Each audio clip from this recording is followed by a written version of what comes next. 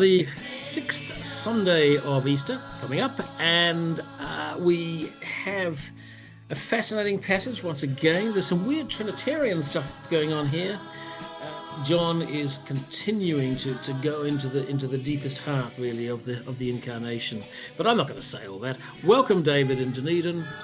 Welcome, Wendy, normally in Wellington, but currently in that other town between Bombay and Warkworth. And welcome to you, Ben, for the second time. Nice to have you on board. And David, I think you've done some homework. Thanks, Michael. Yes, so it's a significant passage, this, where Jesus is presenting some powerful and deep teaching. The immediate audience is, of course, to the disciples, but the wider audience, I think, in John's mind, is the Christian community of his own time and time to come. It's situated between the washing of the feet and going out the night of betrayal. And of course, we know, but it's not immediately clear in the passage that the crucifixion is to come, though Jesus is aware of that and trying to signal that to the disciples. So the immediate context is right after the teaching on the vine, and this is taking that teaching on and has some connections to it. All right, nice and brief. And here we are immediately, because of what Jesus is facing. I think we've got an immediate challenge. But let's go to you, Ben, and ask what you find challenging. I think the first thing that strikes me when I read it is the if at the start of verse 10, which seems a little bit contrary to the God of grace. If you keep my commandments, you will abide in my love, just as I have kept my Father's commandments. It feels a little bit karmic and a little bit conditional. It doesn't sit well with the God of grace. And so I've wrestled with that a little bit as I've gone through this passage. I think my current sort of thesis is that it's just saying the way it is. You know, if you don't put your hand on the hot stove top, life will be better for you. Please trust me in this. But it feels a little jarring sometimes to read it. I've never seen stovetops as karma before, but let's see where we go with that later on. Okay, Wendy, for you, where do you find challenge? Like Ben, it was the if I do this, what am I a naughty child or whatever? But the other challenge I thought is, can you order up love? You know, this is my commandment. You must love one another as I have loved, and it just goes on to, and I think to myself, is it something that you can order up? Now, this is how you're going to behave. So it feels like God's wagging his finger, or Jesus is wagging his finger at us a little bit. Yeah. Yeah, that's interesting. And no doubt, again, we'll unpack that. David, when you read it, where's your challenge? I really appreciated the two challenges which have already been set out and would echo with them. A challenge I didn't find in this passage, which I was relieved not to find, is an anti-Jewish polemic, which you often get in John. And actually, I was really pleased that that's not the challenge that came across here. But something which might be slightly related to that is the normalization of slavery.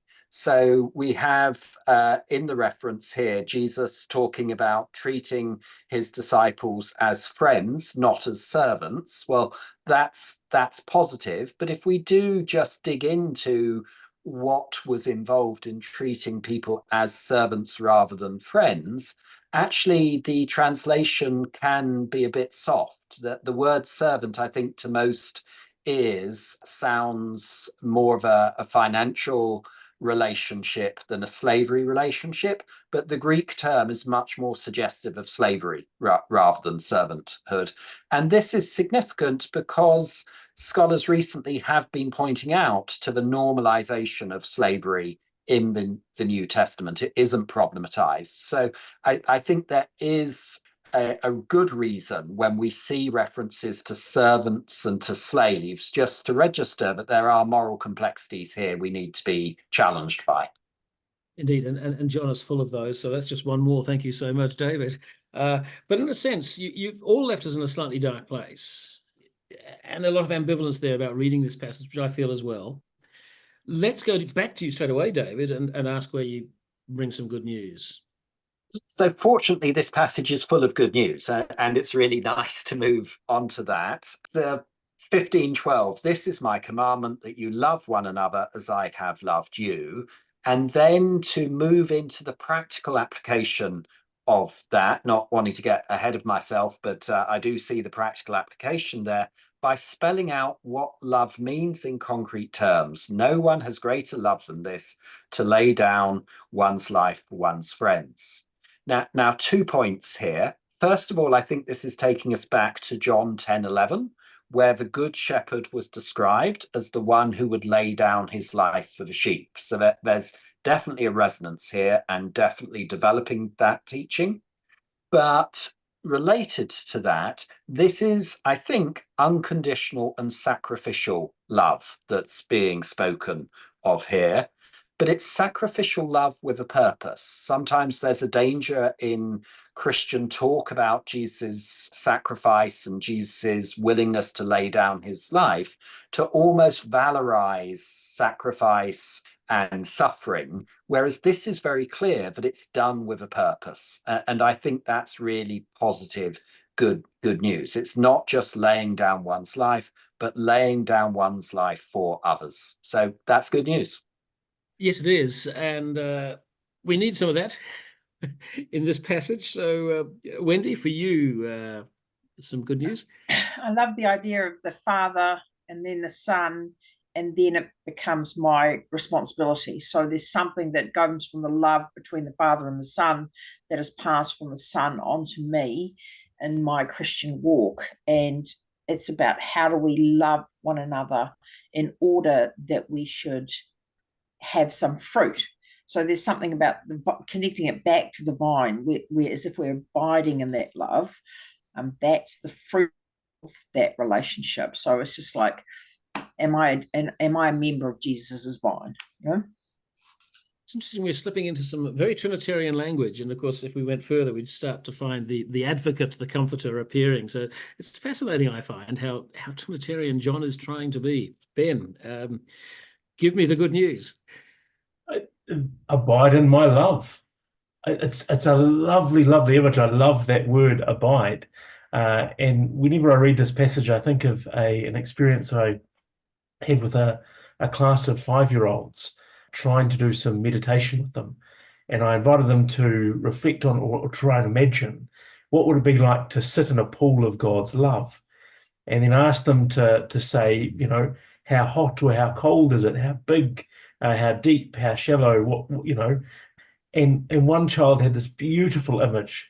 She said, it feels like I'm sitting in a spa pool and all of the bubbles are love heart shaped and they feel like kisses going on all around me. And that's a beautiful image for me of abide in my love. Just that absolute, every inch of me is held by the love of God. And so that's my good news. Abide in my love. Ben, I'm not going to forget that image in a hurry. Yeah. And abide is such an important word in the Johannine writings, and love, of course. So we've got this amazing glimpse. So, Wendy, how do we bring this down to earth? So what? It just reminds me about how am I abiding in my relationship with Christ, and what am I doing in order to ensure that that relationship is strong. So what's my worship life like? What's my prayer life like? What scripture am I reading? Where am I finding joy in that relationship? Because Jesus clearly says here that joy is found in him and he finds joy in me. So how do I live out that joy? So I'm also conscious of the hymn "Abide with Me," and I'm conscious that we come, while we're recording this early, we come on the eve of Anzac, and that idea of a sacrificial relationship, but that if we abide in Christ, we will find ourselves afresh. Thanks for that. And that's that other theme that sneaks in here is the sense of joy. So love, joy, abiding. Ben, for you, so what? That call to a process of sanctification, that remaining connected, and a kind of connection in 2 ways, you know, finding the strength from the connection with Jesus, but the continual reaching out of growth. And so it's a very active image. It isn't just salvation has come, the box is ticked, hallelujah. There is this ongoing expectation of sanctification. And I thought of a friend of mine who's had a liver transplant recently, and there is that moment where the transplant happens, but it has to stick, and that life has changed where she now regularly has to be on medication, avoid certain foods, avoid alcohol, to ensure that abiding between her body and this new bit of her body remains strong and alive and well. And so that image of continuing life, but requiring some work to keep that life going. So I have to say, Ben, it's a so what that takes us back to a challenge. But let's see, and that's a good thing, I think. But let's see where David leaves us. So what? So, like others, I was really taken by this word abide, and I suspect that's because I have a sense of the hymn and its resonance. But it made me think I'm not absolutely sure I know what the English word abide means or where it comes from. And of course, John wasn't using the English word, so we don't need to get too hung up on what the English word means. But it sent me off to Dr. Google for a quick consultation. And I was informed that it's essentially two words. It's bide, which is remaining, and which is going forward. So it's sort of future looking, going forward from here to remain with Jesus. And obviously in this passage, it's picking up on this vine image, which I think Ben has already referenced, is a really significant image because this relentless reaching out of the vine. This is reassuring us that it's not that easy to leave Jesus. It would take a determined effort to turn away from him because of this relentless reaching out that reassures us of ongoing relationship and continuity, with the expectation that we live in love. I mean, I think this passage really spells out for Christians what is the great commandment. Well, it is to live in love with others, and in that we abide with Jesus, we abide with God. It's very powerful imagery. Well, thank you. And I love the reciprocity of that and the determination of Jesus implicit in what you're saying. I think I'm right in saying that the Greek word for abide is one of the few words that's come directly through into English and has become remain, and that mene. So I may be wrong. I'll have to go and do my homework. But I really appreciate that sense of tenacity in this passage as well that I think you've all drawn on. So thank you. It's a heartwarming passage, but I think we're left with more challenge in some ways, and that's a good thing as we stride on through Easter. David, Wendy, and Ben, thanks for being with me and breaking open the word.